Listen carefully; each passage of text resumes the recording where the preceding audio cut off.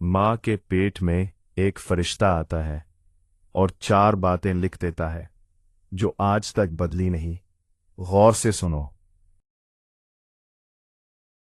हज़रत अब्दुल्ला बिन मसऊद रवायत है, रसूलुल्लाह सल्लल्लाहु अलैहि वसल्लम ने फरमाया, इंसान की पैदाइश माँ के पेट में पहले 40 दिन नुत्फा रहता है, फिर 40 दिन जामिद खून बनता है, फिर 40 दिन गोश्त का लोथड़ा बनता है, फिर अल्लाह एक फरिश्ता भेजता है और 4 बातें लिखवाता है।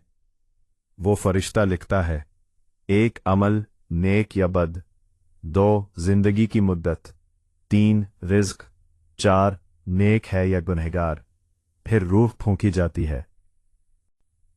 और सुनो, नबी पाक सल्लल्लाहु अलैहि वसल्लम ने फरमाया, एक शख्स पूरी जिंदगी दोज़खियों के काम करता है, लेकिन आखिर में जन्नतियों के काम करता है और जन्नत में जाता है।